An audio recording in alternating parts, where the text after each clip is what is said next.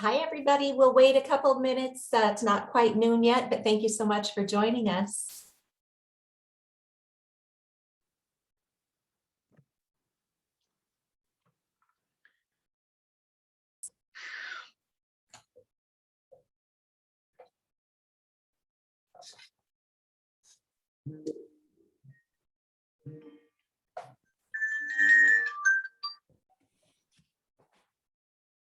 Lemon.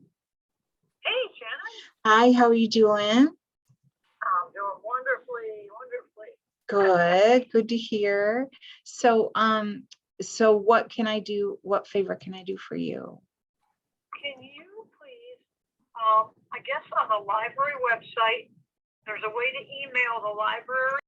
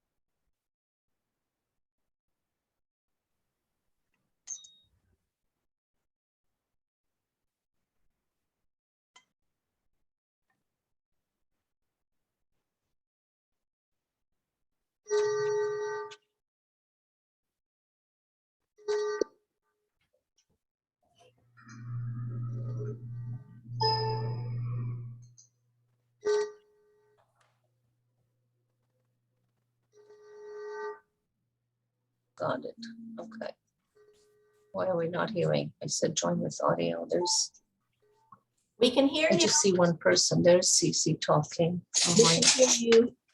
When you join by audio only, I'm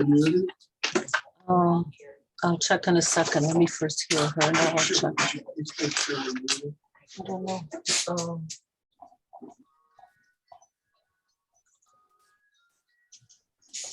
There's a red line. No, there isn't.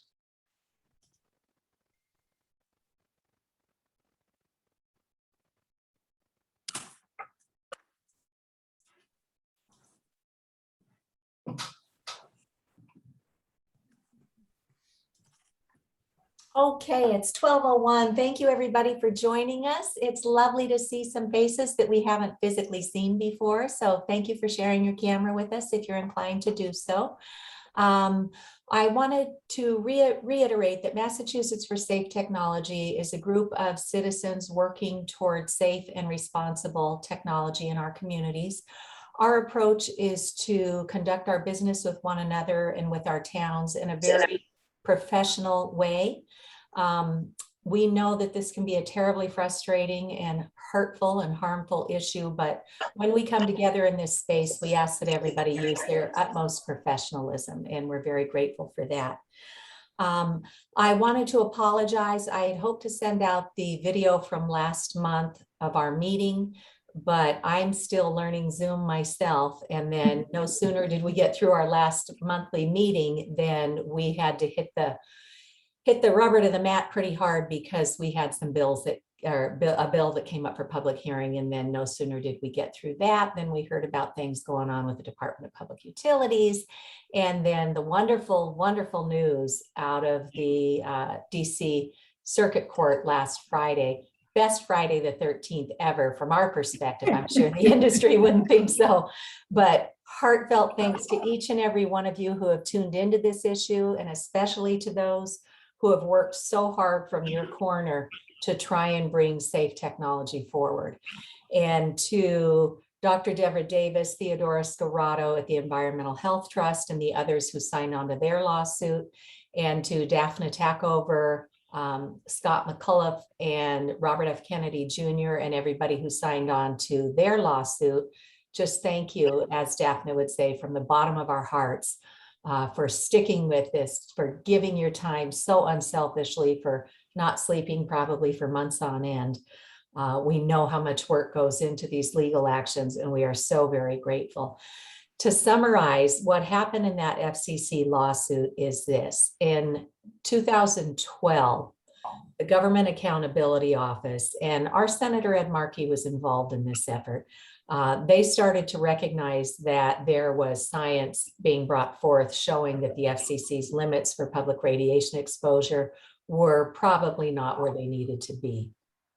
And so our Government Accountability Office required the FCC do an investigation, and they opened up docket 13-84. And when that opened in 2013, all sorts of testimony came pouring in from world-leading scientists and doctors and members of the public who have been harmed from this or lost loved ones from radio frequency radiation. So there was a lot put in that public record. And at the end of 2019, in December, the FCC made a formal ruling that they did not have to actually change their public radiation exposure limits, right? So once that decision was filed in something called the Federal Register, then Dr. Davis and Daphne and their respective groups filed lawsuits to say, Dorothy Hun, can you mute yourself, please? So that's when those lawsuits were filed, or they're officially called appeals, to appeal the decision that the FCC made. And so what they did is they went into the public record where all that testimony was housed, and they put together 27 binders comprised of 11,000 pages of testimony. So this is critical because this is where we helped. This is where a number of us in Massachusetts for Safe Technology had actually filed with the FCC and put our public comments in. So we became part of that record, and we have opportunities to do that in Massachusetts now. So whenever we ask for your help, please, even if you can only take 5 minutes, take that 5 minutes and put something in the public record, because it is that public record that allows the evidence to show we need to advance towards safe technology. So we will speak about some opportunities there. When Scott McCullough did the press conference with Children's Health Defense, he was the lead attorney who did the oral arguments on this. And he explained that what comes next is the FCC had 45 days to decide whether they were going to appeal it. He used to work in the industry, and he kind of knows both sides of the perspectives. He doesn't think they're actually going to appeal. There are too many precedents in other cases that would make that probably an unsuccessful and unwise move for them to take. So he was clarifying that this was without a doubt a groundbreaking, historical, unprecedented, amazing victory. But we go back to square one with the FCC.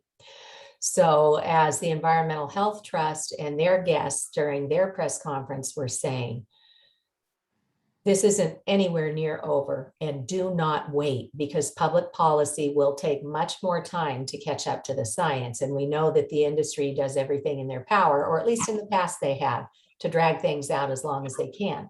In the meantime, our communities are being inundated with very toxic radio frequency radiation that we now know the FCC never even investigated for health and environmental considerations. So the message today is do not wait. Do not stop. the initiatives that you have already begun and continue faithfully to follow up with your towns, with your schools, with your legislators, with your loved ones, and share the information that is so easy to access today, which I'm looking around, I know many on this call have been involved in this for a long, long time, and we did not have those readily available resources when we fell down the rabbit hole. So please take advantage of everything that's there and available for us to access.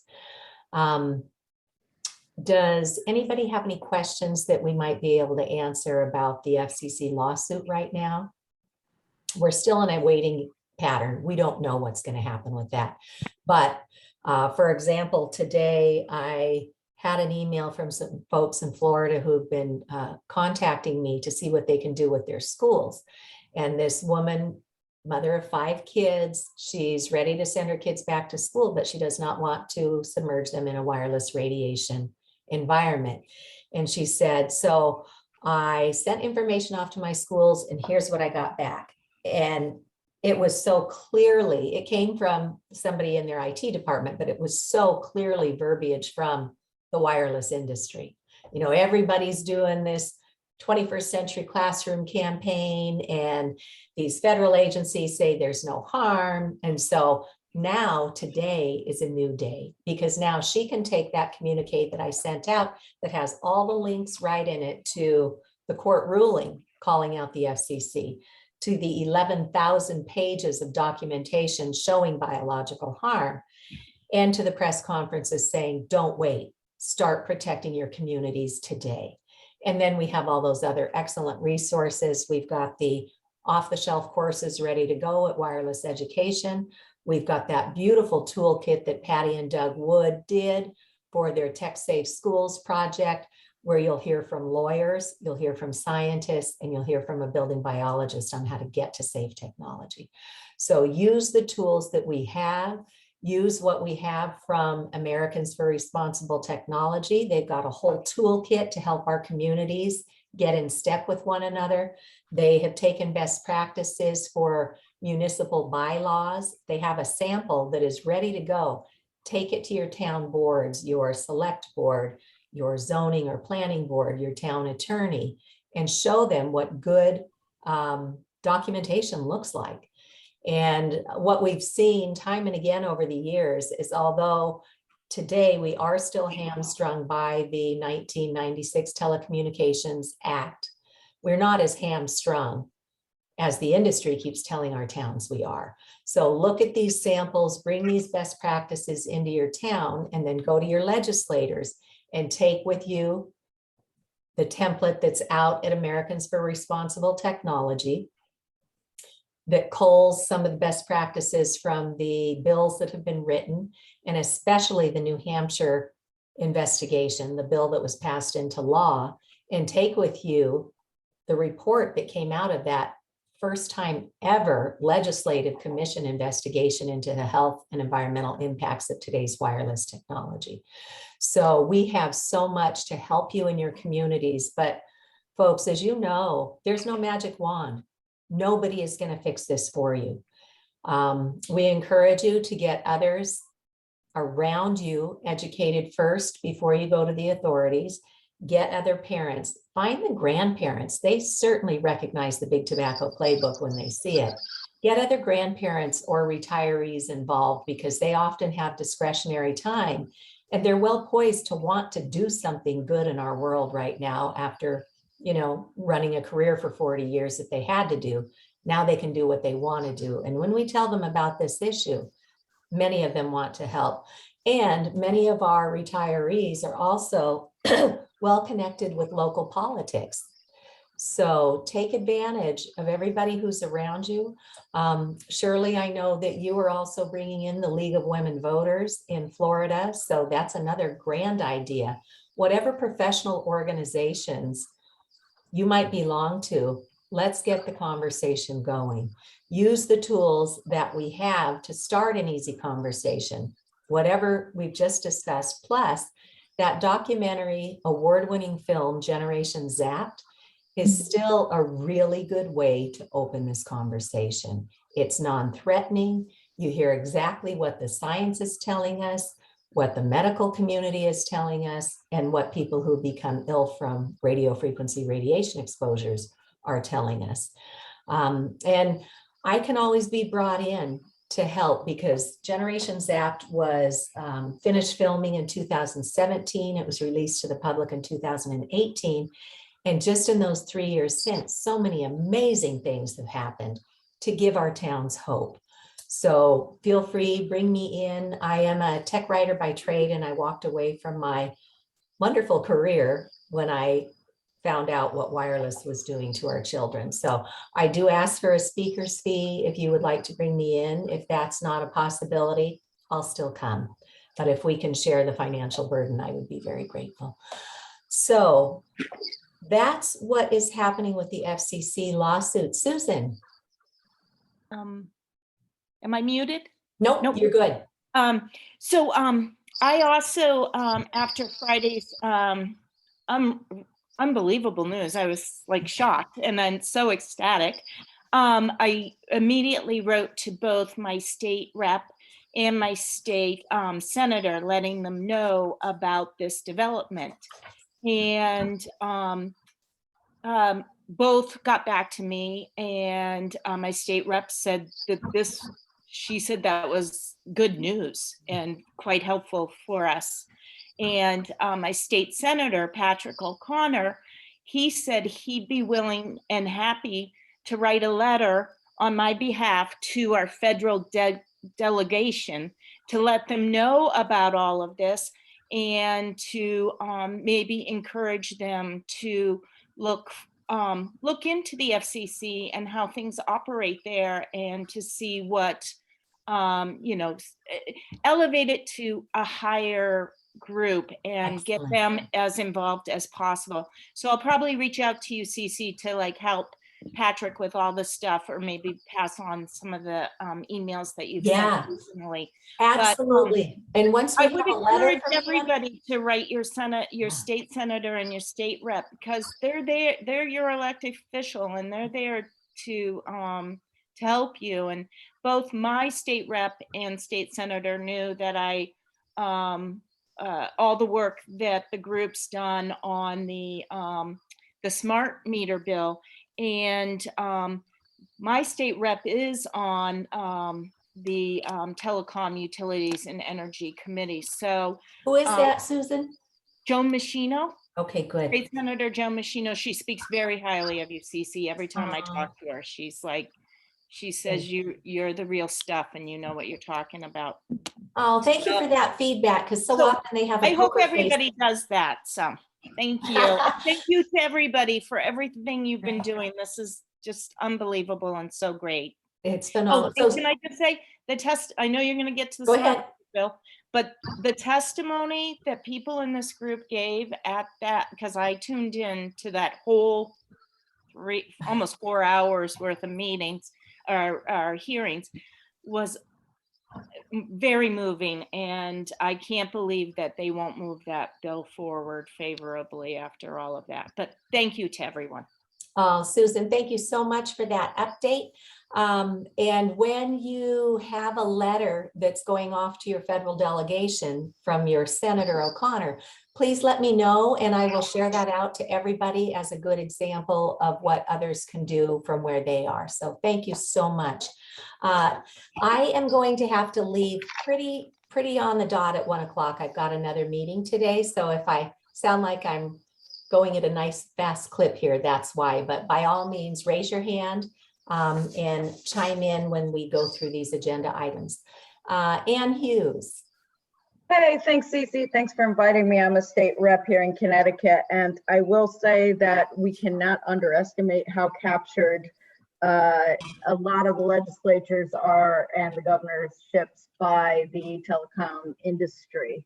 And they're throwing everything in the kitchen sink at suppressing the evidence, and suppressing the public power.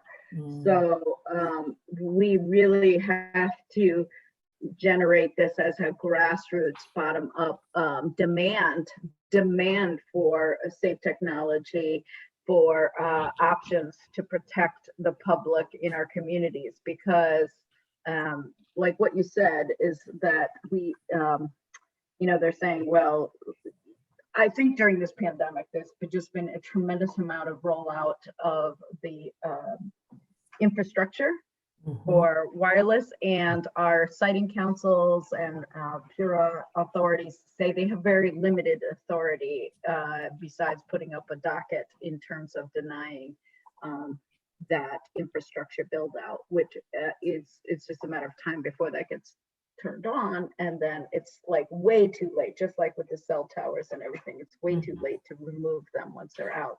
So that's what's happening right now, and we've got to take it, like you said, to the town meetings and the town, the municipal authorities, town by town, to empower them to fight back. Yeah, and you are so right. The corruption is at every level of government. Every level. Every It's level. breathtaking. But, there is good news too. We worked really hard with Representative Patrick Abrami up in New Hampshire, and we got that groundbreaking bill passed. And then we got it through the House, through the Senate, and under the governor's pen in 7 months' time. And now we have this just phenomenal, actual, real investigation in this report from New Hampshire. And they are now working on drafting legislation to begin addressing some of those recommendations in their commission report. So there is hope, but we've all got to, as Representative Hughes said, we've got to do it from our area and push it forward. It's not easy. It is definitely not easy, because the industry's been so prevalent with their disinformation campaigns. But there are little rays of light coming out.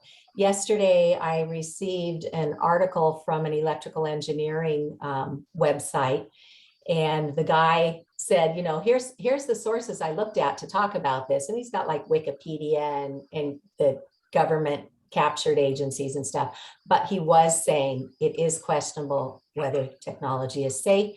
And now, hey, all you engineers, let's see what we can do to build products that actually reduce exposures. So we're hoping we'll see more of that from the industry. That, when I was running the campaigns in Ashland Public Schools to replace all those fat CRT monitors we used to have with our computers, we just seamlessly replaced those with the flat LCD panels without really ever talking about Dr. Ole Johansson's work at the Karolinska Institute that showed those old CRT terminals were really toxic, right?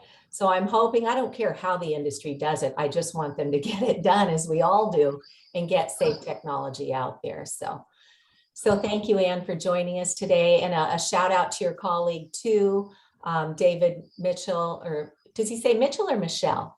Michel, he's French. Michel, he's David French. Michel, yeah. I know he was Yeah, on he's the champion. He is just the champion, Right. but we have been a little bit like sidelined as the crazies because of bringing, championing this. Mhm. And that's why it's just got to be relentless, more and more from the public, and from the experts and the medical community, and the engineers, they can figure out safe Yeah, they've just technology. never been asked to. So Exactly. now it's time. Exactly.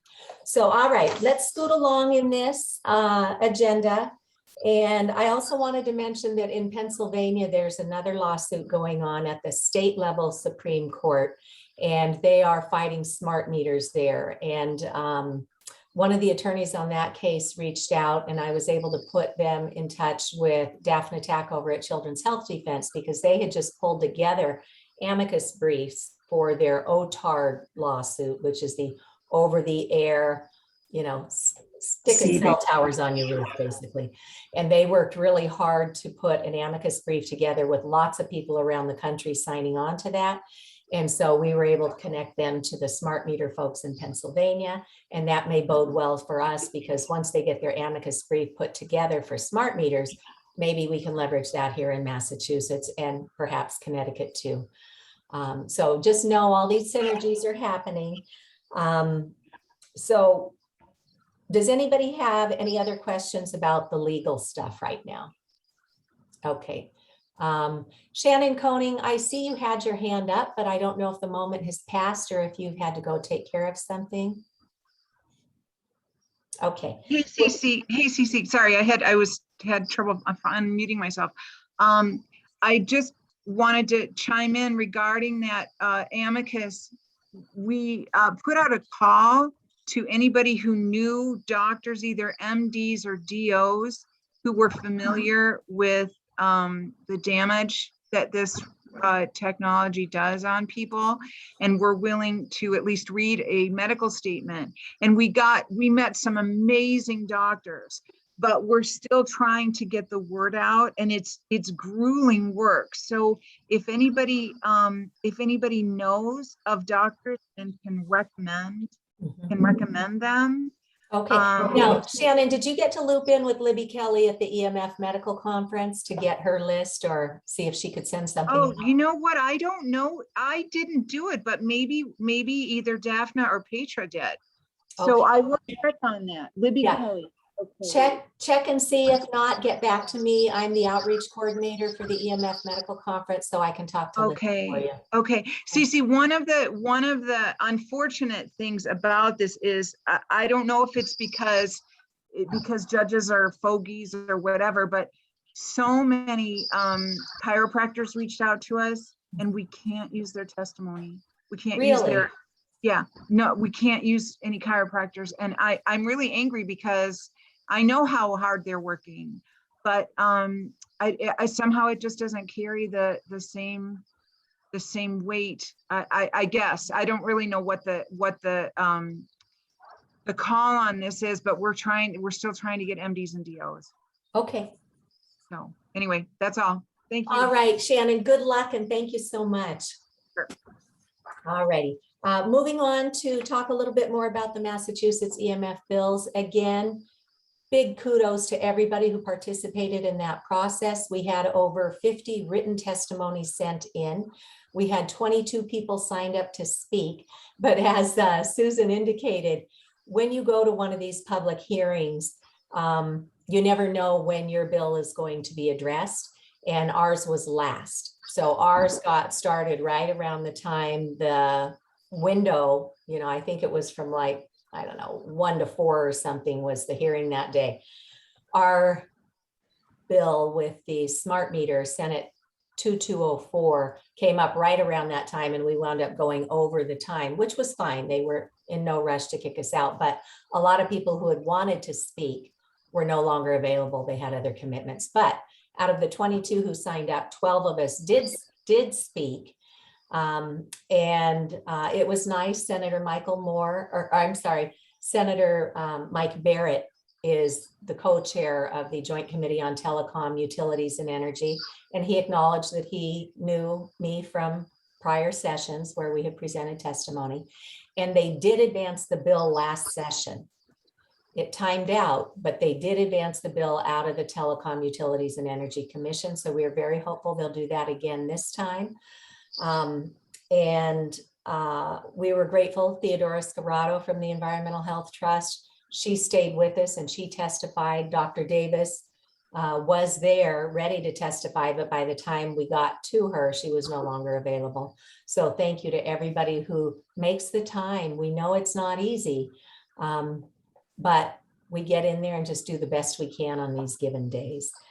And then I wanted to also mention that in addition to Susan getting great feedback from her legislators, Dr. Erin Acevedo also heard back from her representative, Bradley Hill, and he sent out a thank you to her in a voice message for the work that she's doing on this and for her testimony. Representative Sabadosa sent a thank you email to Dan, who's on the call with us today. You'll see his comments in the chat. Dan, thank you for your service to our country. We know you are a veteran and that you are being harmed by a smart meter on your home, and you have gone up and down the ladder in Massachusetts trying to find somebody to help you, and as of yet, they have not.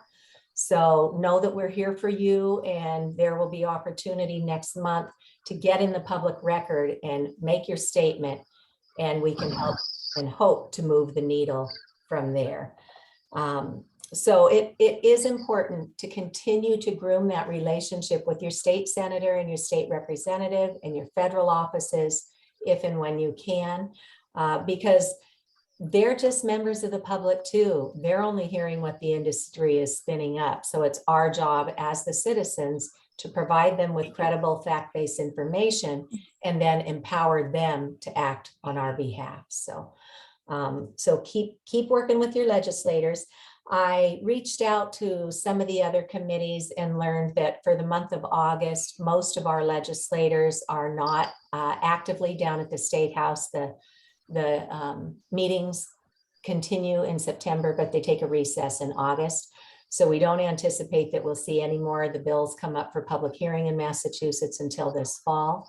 But if we have not yet met with your state representative and your state senator, please reach out to me. I will give you some language to make a written request to meet with your legislator. If we can get the both of them together, you have to make the request as a constituent, invite me in, and I have a formal presentation I can give to help bring them up to speed. So if we have not done that with your state senator and your state representative, this is the best way we have seen to get them up to speed quickly and to want to protect themselves, their loved ones, and their communities. So happy to help educate if you guys can set it up and bring me in. Helen Walker and Patricia Burke have been side by side with Jean Lemieux, who's with us today. Helen and Patricia couldn't be here today. They have conflicts, but they sent in some information ahead of time. And Helen let us know that there's also a bill, I think it might be Senate, could be House, but it's 3309, where they are pushing hard to get smart meters approved and installed. They are asking for an opt-out, but we need to up our ask so that whenever we talk about smart meters, we don't just want the option to opt out of smart meters. We want to be sure that we have the right to have a non-transmitting analog meter on our homes, because otherwise any kind of a digital meter can potentially put dirty electricity, harmonics, and all sorts of horrible man-made frequencies on our lines, on our electrical wiring, our pipes, and potentially turn our house into a big radio frequency antenna. So, Jean, do you have anything you want to add to that? Not at this time. Okay, thank you. So that's our ask, is we want, number one, we want to get rid of smart meters altogether, but we may need to get there gradually. For now, for the people who are sick and being driven out of their homes because they've got a toxic smart meter on, we want those analog meters back, and we want them at no cost to the ratepayer. That should be an absorbed cost by the utility. And it's discriminatory. If somebody has a medical condition, it's discriminatory under ADA and fair housing, I believe, to make people pay to be safe in their own home. So we'll keep working toward those accommodations. And so this fall, stay tuned. Every time one of these bills comes up, there are 3 areas that I'd like to see us focus on this year. 1 is definitely the smart meters. 2 is to get a commission bill done. And 3 is to protect the kids in schools. I indicate those 3 because we've had these bills around for a long time, and in Massachusetts, that makes a difference. Jean, are you raising? I just wanted to add that when I made contact with them, they said they're trying to get, the testimony needs to be submitted as soon as possible on the smart meter bill, because they're trying to, I guess, do it all in a short period of time. Yeah. So that, like, before you could continue to do it until they actually, but they wanted it very quickly in close proximity to the hearing time. Right, right. So if you did not get a chance to submit testimony, Get it in as soon as possible. yeah, send it in ASAP. Thank you, Jean. Okay, any questions on the Massachusetts bills at this point? Ann and Shannon, I still see your hand raised, so I trust that that's just a leftover. Okay. I'm just gonna lower your hand if I can. Okay. So moving on to bills in other states. David, I know you had registered to be with us today. Are you here from Oregon?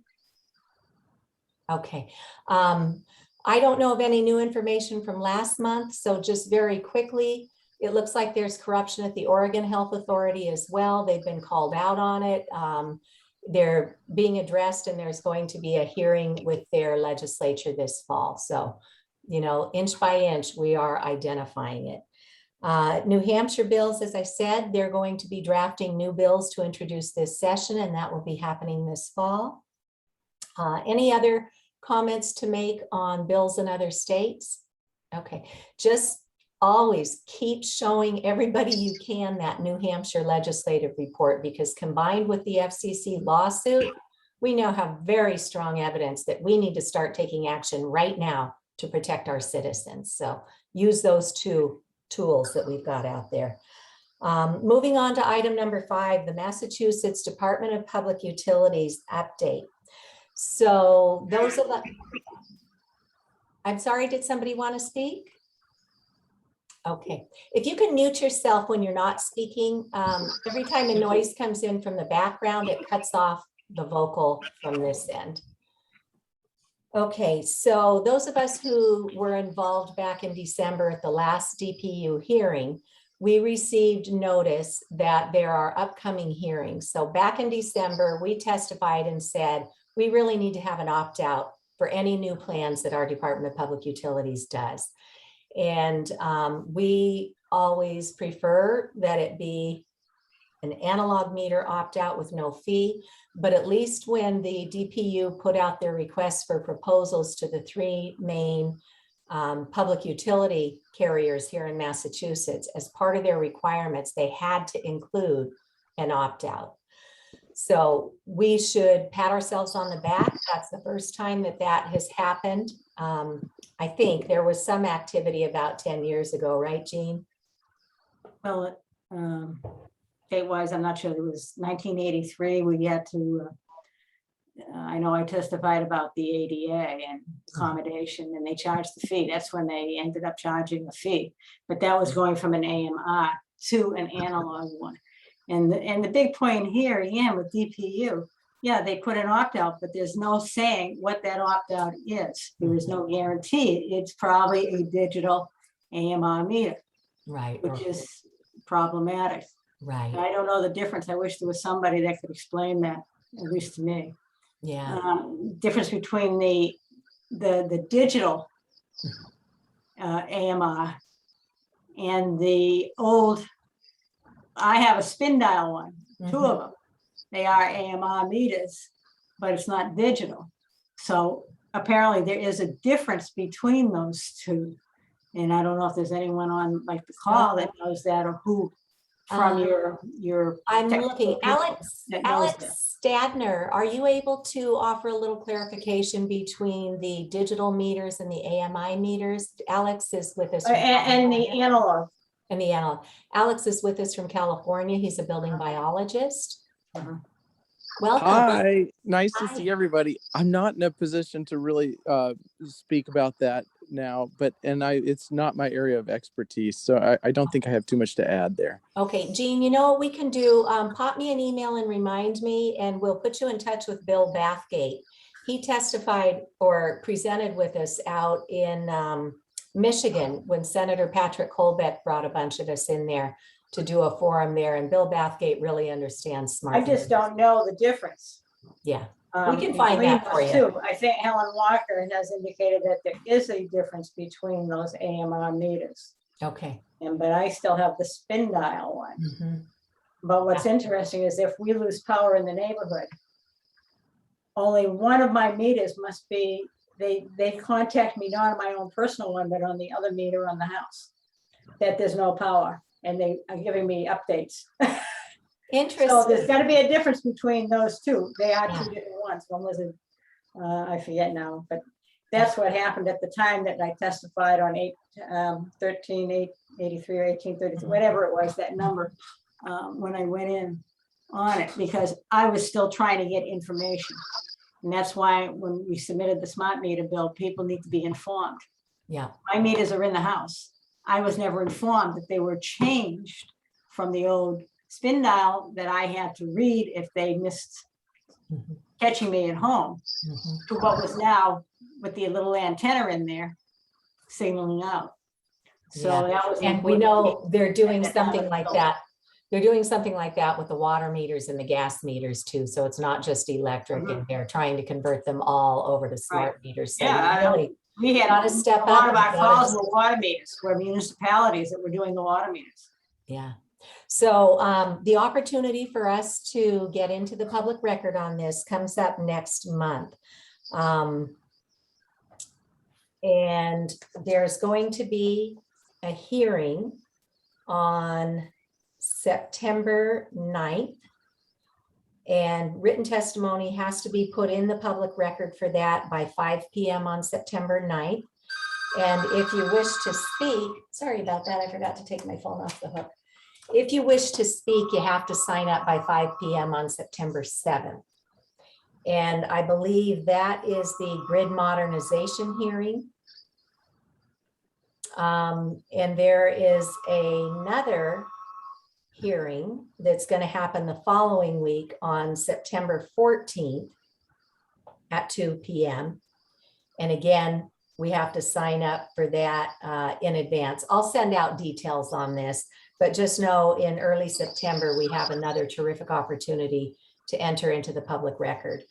And entering into the public record, like we saw with the FCC lawsuit, you have to build that record. So if it does come down to a lawsuit, everybody knows what they knew and when. So take advantage, join us, and we will send out more information.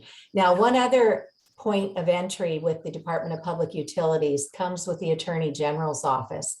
And they are asking whether it's a good idea to allocate, I think it's $150,000 to bring in a consultant to weigh in on these proposals that are coming in from the 3 utility companies. And so we decided that we're not sure how this actually works, but if this is an opportunity to say, yes, let's get consultants, and let's get consultants who understand the biological implications and the fire hazard implications and all the other, risk mitigation things that should be addressed for smart meters. Let's get somebody with that kind of expertise to be brought into our Department of Public Utilities. I have a question, Cece, on that Attorney General's thing, because when we had the meeting, the phone meeting with them, the conference call, I got the impression they were dealing financial stuff. Yeah, they do. Am I correct on that? So is that what this is about, is the financial? Well, I think that's plan. all I they've don't know. ever done. And in fact, when I reached out, my first time trying to reach out to the Attorney General's office years ago, I spoke with a guy for a long time. He was great. He was really nice. And he said, wow, we didn't even realize there was anything to look at other than economic impact to the ratepayers. So every opportunity is a learning opportunity. So if we can make it clear to them that this is not just about the economics for the Commonwealth, it's also about the welfare and the well-being of every living creature in the Commonwealth, then that's our job to bring that forward. So we'll just keep trying. If it falls flat, it falls flat, but at least we're trying, right? Okay. Any other questions on the DPU? And we'll give more details in a follow-up email. Okay. Patricia Burke also let me know that she reached out to Spirit of Change magazine, which has a lot of readership in Massachusetts. And Carol Bedrosian, who's the editor, has offered to put those hearing dates on her calendar at Spirit of Change magazine, which is kept online. And their fall issue is coming out soon. And Ken Gartner and I both have articles in there. So those will be good to share when we get to that point as well. All right. Let's see what we can do to quickly go through the town updates. Here in Ashland, I have been working with our planning board and our town planner, And I've also recently met the chair of the Conservation Commission and looped in with our schools. Our school committee chairwoman is an attorney. And so I sent over the brief from the FCC lawsuit and she read it. She says, it doesn't look like there's anything they can directly do right now. I'm going to try and provide more information to persuade them otherwise. But every time one of these really good things happen, look at it as an opportunity to share it with everybody you can, right? So that's what we're doing in Ashland. This has gotten me a meeting next week with my town planner. And then I spoke to the Conservation Commission agent for our town, and she's going to see if she can get me in a September Conservation Commission meeting too. So do whatever you can from wherever you are. If you want to bring me in to help, some people are afraid of public speaking. I grew up in a family of 10 kids, so it's kind of my happy place. So let me know how I can help there. We may have somebody with us here from the Back Bay today who signed up with us. I'm looking at names. Candida, are you here? Okay, so Candida reached out to me and sent me 9 pictures of small cells that are showing up all over the Back Bay here in Boston. And she's very concerned and wanting to alert her neighbors. She is starting the conversation with her public servants as well. Lokita, if you want, I can introduce you to her if that would be helpful for your efforts in the other neighborhoods in Boston over in Hyde Park. Oh, there you go. Look, Kita, do you want to say anything? I'm not sure if you can hear me just well, but thank you. I can. You can, great. And as far as the Hyde Park neighborhood, what I've done, or I've begun to do this week, is forward the FCC defeat information to my elected officials. And so I have already used your template, CC, to my District 5 City Councilor. And so I'm continuing today to send it to my Senator and Representative.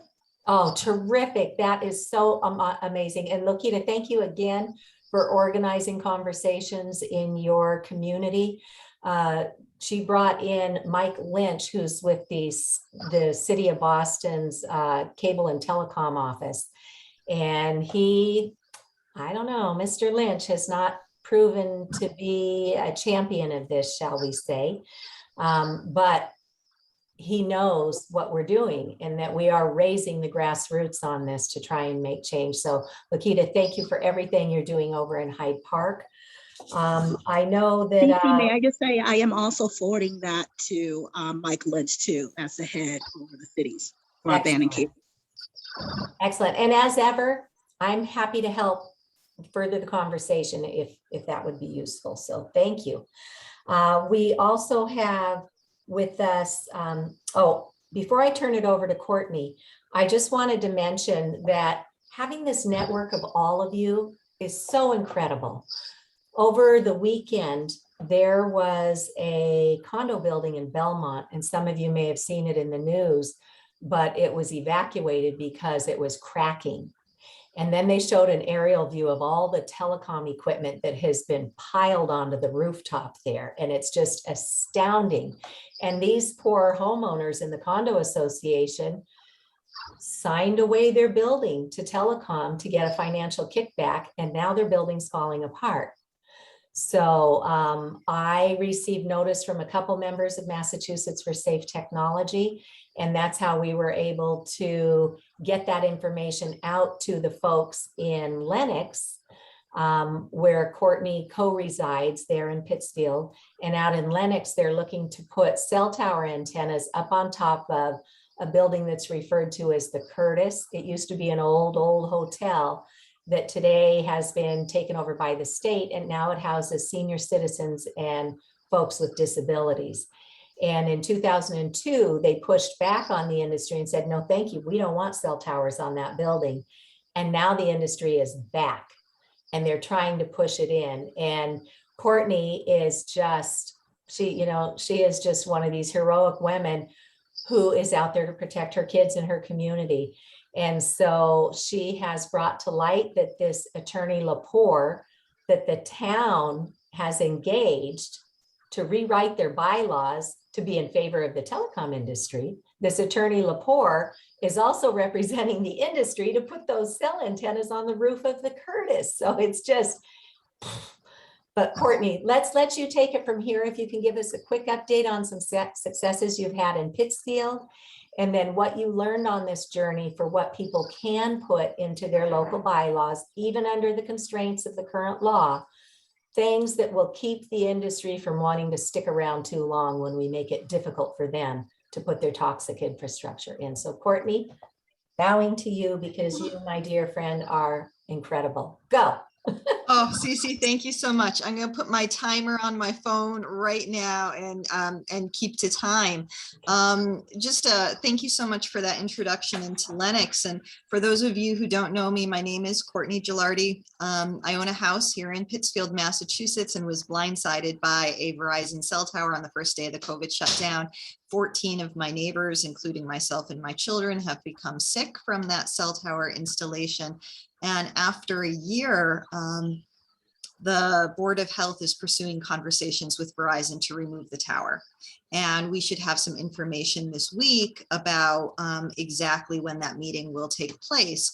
And it's through the efforts of Cece and each of you that we are now getting into the awareness into the community that these kind of illnesses created by cell towers exist and that we're real, because I have now spoken probably to at least 9 or 10 different communities fighting installations. When they hear my name, they hang up on me. I get disconnected from Zoom because they just don't want to believe that people are harmed, that we exist, because it affects their narrative.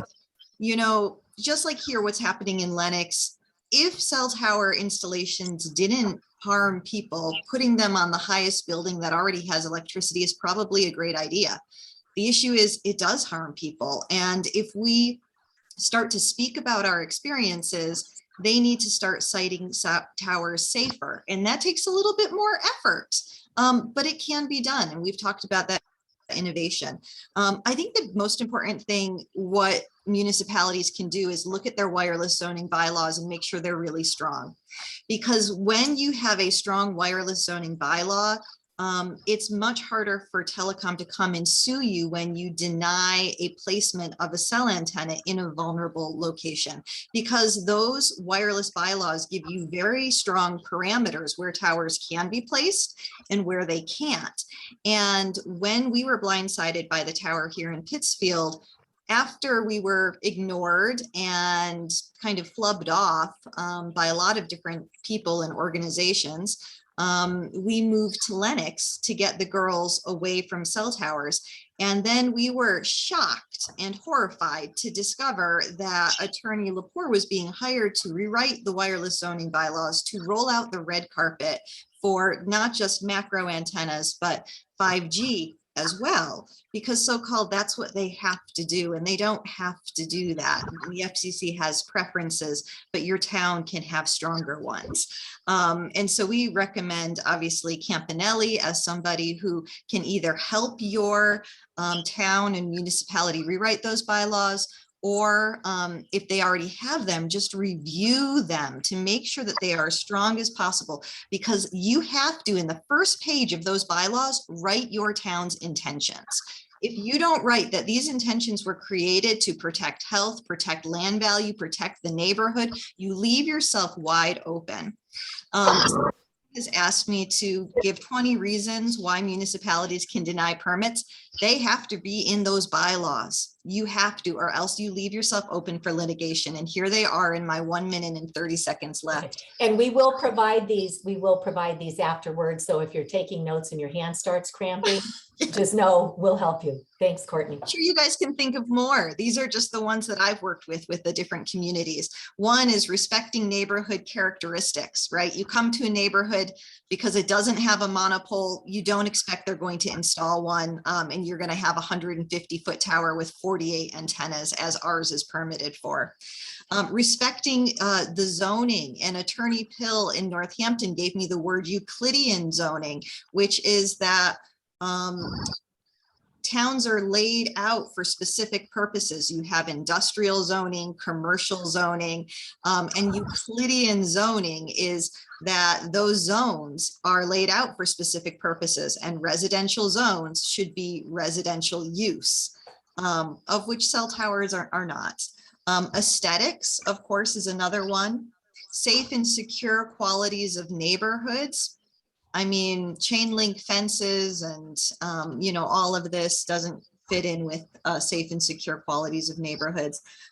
Towers do catch on fire. Towers do collapse. We've had 2 of them collapse here in Florida Mountain.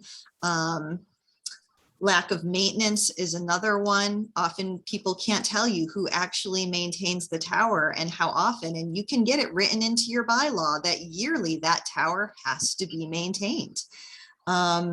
Environmental concerns, obviously, if you're in an area where you might have wetlands or you might have animals or certain species. Historic concerns, NEPA. You know, protecting the historic district or her historic characteristics, that has not been stripped of us, not yet. I mean, I think they're trying, but we still have, you know, historic, tribal and indigenous land concerns. We learned here at an old abandoned mill on industrial land, they kept an AT&T tower away from it because there was some indigenous significance to it. And if you do your research, you can get some information, and that's grounds for denying a permit. Obviously, property devaluation. And that's going to be different in a big city than it is in a small town. Attorney Lepore brought up that in California, you know, a house sold and it was fine. But, you know, Little Lenox with 7,000 people is not California. So we really, again, we have to get information that's relevant to the size of the neighborhoods that we're living in. Rental decrease, we've seen it here in Pittsfield where I live. People got sick. They vacated after a year because, you know, and they're living elsewhere and they're trying to afford it. So they're trying to rent out their homes. They can't find renters. No one wants to live next to an antenna if you have 2 choices. So rental price decreases. No proven gap in service, right? We're seeing the densification of these towers in our neighborhoods, but they need to prove that there's a gap.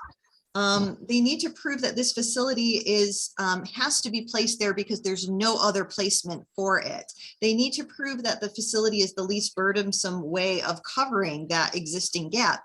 Now in Lenox, I know Smitty Pignatelli says he can't make a phone call inside the building that's across the street from the Curtis. That's the town hall. You can't base telephone calls inside a building on the quality of service outside a building. That building may be made of solid brick or concrete and that signal may not. You have to be able to go on calls outside the building, not inside a building. Alternative site plans, were they ever done? If they weren't, you need to ask for them.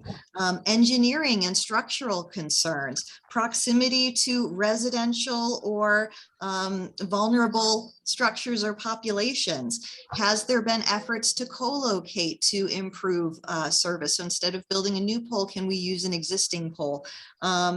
Failure to recertify yearly, and we're seeing this written into bylaws, asking for certification every single year. And then there's something, and I don't know anything about this, called ADA compliant poles, not being able to locate equipment on ADA compliant poles, and I'll learn more about that. And I know Robert just put in the chat something about small cells in Montgomery County, and I see Scott McAuliffe has written on that as well. So again, there's great information out there. Get this into the hands of your municipalities, really empower them, because they're being told they have no power and no control, and we need to help change that narrative and let them know it does, as Cece said, starts here at the grassroots, bottom up level, and Ann said it as well. So my 5 minutes are up. Thank you. You rock, Courtney. Thank you so much. And if you can get that to me in a written format in something that I can post, then I'm sure everybody will make good use of that in their town. So thank you so much. All right. Any other town updates from Massachusetts that we'd like to raise at this point? Okay. And Courtney, also a shout out to you. I know one of the reasons your neighborhood got in so much trouble is that that cell tower went up at a location that was not the address on the application. And I think you guys have gotten very close to succeeding in making sure that within 500 feet, everybody is notified next time of the location where that cell tower is going to go. Is that right? That's, yeah, absolutely. And that's huge. Our It town did is not huge. have to send out certified mail notifications to abutters. Yeah. And on the same day, the FCC lost their court case and, Children's Health and EHT1 was exactly a year ago that we lost in court because the judge ruled that even though letters were not sent to abutters, that the legal notification in the newspaper that was about this big with a deceptive address in Ward 5 that had no road even to the tower construction 60 acres away from us, that was sufficient notification. And because Yeah. Verizon already had the tower up and on, somebody had to be inconvenienced. Why not inconvenience the neighborhood? But I know that when we worked in Verona, they had many issues with the actual permit itself not being complete, not being done well. And so that is another way to get these towers from not being up. If the tower permits are not done well, the engineering and environmental studies are incomplete, then there are issues. And in our case, Freedom of Information Act requests, which are a great tool, and I'm learning more about them, can give you a lot of information. We actually found very bullying letters from Verizon attorneys telling our city officials they did not have to notify us. I mean, and our city officials tried and said, actually, we need to put it, we need to have, and they said, no, you don't. And in the end, the Verizon attorneys won. And when our permit was up for renewal because building hadn't started in 2 years, there was no notification to abutters. And if we had known 2 years ago, that would have been another opportunity for us to have learned about the project and stopped it instead of trying to stop something that is actively being constructed on the first day of the pandemic. So absolutely ask what your city bylaws are in terms of how you guys are notified about installations, because unless you go every week to your town hall, which people don't do, there's no way of knowing. So we need to use ring around and emails and the way that people do get their news these days. And somebody, unfortunately, from the town has to know who the permitting coordinator is and consistently ask, because we know that telecom is using deceptive addresses in probably 4 out of the 9 communities I'm working with. The address was not appropriate for the installation. It meant that only Courtney, I'm so sorry to have to cut you off. I know, because we're passionate and we could talk about this for hours. I believe you guys have Dr. Kent Chamberlain coming into Lenox soon to speak. Can you tell us? On Thursday at 1 o'clock, and I will post it, Cece, if you want to share those details. Dr. Kent Chamberlain is talking about the health effects of cell towers, both in residential areas and on top of buildings. I'm not sure he can talk specifically about the Curtis. Somehow that's being told today that we may not be able to talk about that specifically, but he is talking about installations within 1,600 feet of residential areas. So if anybody would like to watch that, we can share that Zoom link. That's Thursday at 1 o'clock. Thank you so much, Courtney. Website and media activity. It looks like we are going to go over a few minutes. It is 1 o'clock now, so if anyone has to drop, that's fine, but we're going to see if we can wrap this up pretty quickly. So I'm going to do a quick share screen, and can we see this Massachusetts for Safe Technology website? Somebody, thank you, Courtney, for confirming. I've just added a new link here that says looking for our newsletters, click here. So whenever I send out one of the communiques, they're kept in MailChimp. And if you're looking for one of them and you want to maybe grab that link so you can post it somewhere else on your social media page or whatever, by all means, go right to our news page and you can find all of those there, okay? New postings that we've had since we last were together. Thank you to iBerkshires for continuing to talk about what's going on out in Pittsfield. I was interviewed by Wendy Fauchon in Rhode Island for a national podcast that she does. Here's a story about the Belmont condo cracking. Patricia Burke has just been so prolific with her writings, and bless Natural Blaze for giving her this forum, because it reminds me of Harry Potter when Dumbledore was in the Pensieve and drawing out all those memories and stuff. Patricia's just downloading everything that she knows and bringing in others to include in their stories. There's a lot with Courtney and her kids in there too. Dr. Kent Chamberlain and Courtney did a really nice morning drive show. And this guy was great. He's very lighthearted who hosted this. Bill, I think his name is.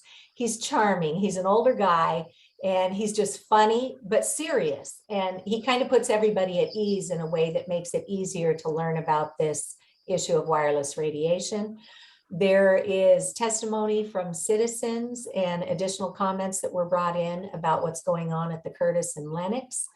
And then more from Patricia Burke here. And we've got just, a ton of stuff in here. I think last month, we closed out with the work that Susan Green is doing in Hull, her work and the attorney that they're working with in Hull around smart meters and 5G small cells. That was featured in the Washington Post in a story that was done about putting up cell towers at the beaches and stuff. So tons of information here. Use it in a way that works for you. Maybe it's somebody's new to this conversation and doesn't believe it's actually happening. Send them to our news page and you will find lots and lots and lots of communities that are affected by this. So the other page I want to show you is our events page. We have got all the information here from the lawsuit with Children's Health Defense and Environmental Health Trust. So know that it's there if you need to get back at it.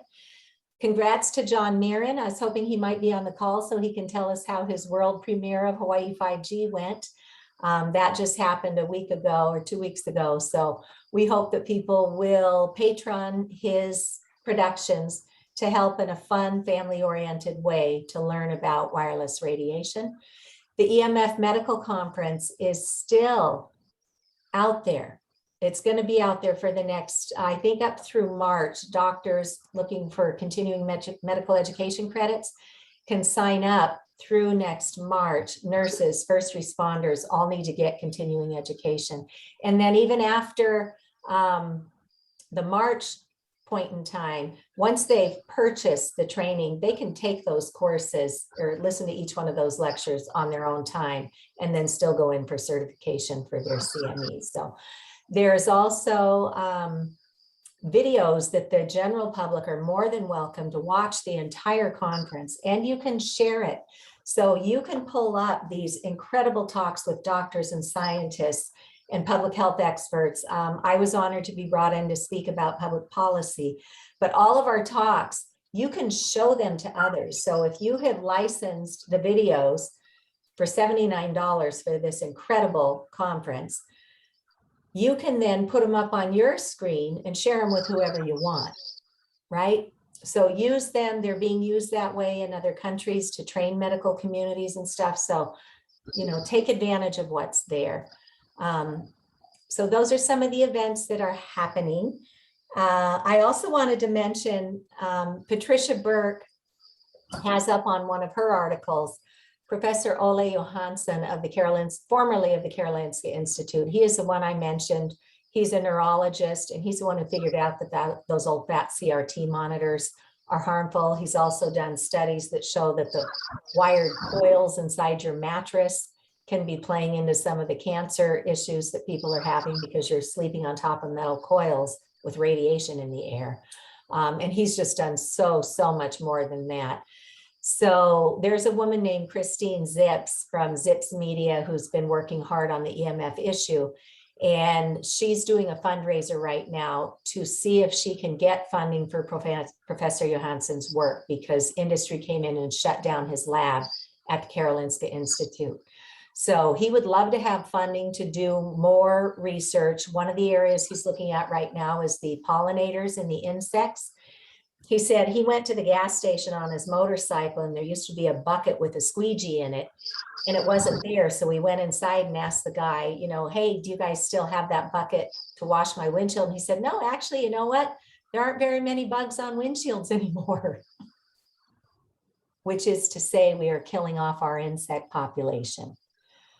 So he would like to do some more research in that venue too. So I will send out the link to Professor Johansson's fundraiser. And Christine Zips asked some of us to send in well wishes for his birthday, because that's why she's doing it, to honor him for his birthday. And so I did a little poem and I read that into the thing. If you want a good laugh, you can go look at me trying to be a poet. So that was fun. It was actually fun to sit down and write a poem in the midst of all this other serious writing we're doing. And I was honored to draft up something for the lawsuit in Pittsfield, where we're going to submit an amicus brief for that. And I know we hope that we'll be able to contribute in a positive way for that too. So, okay. Under events, the weekend of September 18th and 19th, there is going to be another global 5G protest. I personally am not involved in any of those efforts. If anybody wants to organize something for Massachusetts, I would love to be a conduit of information for you. So reach out if you guys are doing that, and we can help to publicize it and maybe get others to join you. When I did that environmental podcast with Wendy down in Rhode Island, she came back and let me know that there's a New England Wireless and Steam Museum in Rhode Island. And once a year, they open up for this day-long event. And who would know, but they have one of the original Wi-Fi antennas there from 1907 that was deployed around World War I. So if anybody's interested in the engineering and whatever, we'll give you a link to that. If anybody, maybe we'll do a road trip. Maybe we'll all get to go down there and have a field trip or something. It'd be kind of fun to do something as a community together if you're interested. But that's going to be Sunday, October 3rd from 9 to 4. I also wanted to just show everybody the work that Dr. Magda Havas is doing right now. She has a project called the Global EMF Monitoring, and I'm going to see if I can pull this up. Because our governments in large part have failed to document and to track what the radiation exposures are, Dr. Magda Havas is doing that. She cannot do it alone. She's asking citizens to measure where you are, and she has a whole official protocol that she's using, the Acoustimeter or the Safe and Sound Pro 2. Did somebody wish to say something? Go ahead and put a local Massachusetts zip code in, and it'll focus on Massachusetts. Okay. All right. Thanks, Shirley. Okay, so here in Massachusetts, we have done some measurements already. I was able to get other citizens to come with me. Use other people. Invite somebody from your town to come with you when you do measurements. But we did Framingham, Ashland, Natick, the North End in Boston, and then others have done other cities and towns around here. The goal, of course, is to get to green and brag about your city. But you might be black, that's the B, the R is red, the A is amber, and the G is green. So brag, can you brag about your city? So if you're going on vacations, if you have a meter, if you can borrow a meter from somebody, take it with you. It takes about an hour and a half to do proper measurement. Deb Hodgson, who was behind informing Rep. Abrami in New Hampshire about the EMF issue, she and I went up to their town in Stratham, and we also went to the Capitol in New Hampshire and measured in Concord as well. So anybody who can take a couple hours and get a hold of a meter, that is highly recommended. Courtney, I know that Crystal in your community went after funding with your library, and Pittsfield now has a Safe and Sound Pro 2 meter on loan. There is also one in the Newton Public Library that can be taken out by anybody in the state with a Minuteman library card. And then anybody who lives in the town of Ashland, Massachusetts can borrow the Acoustimeter from our library too. So please, let's all help Dr. Havish. She's trying to gather data to show our towns how they stack up, but perhaps even most importantly, to help people who are electrically sensitive try and find areas at a given point in time that might look to be safer than where they're leaving. So, so that's pretty cool. And we're all honored that we have been invited in to help with that study. So citizen scientists, see what you can do for Dr. Havas. Okay, any other events that folks might like to share today? All right, our next meeting will be Wednesday, September 15th at noon, and we look forward to having you all there. Thank you so much for making the time, for being with us. And I'll send out a follow-up. We won't call it minutes or notes, but I'll send out links to important things that we discussed today. There just is not enough time in the day to do a full set of minutes. So apologies, but thank you for coming with us. And our hearts are out to you all. Keep doing the happy dance on that FCC victory and see how you can parlay it into your own communities. Ciao, everybody. Have a great day. Thank you. Bye.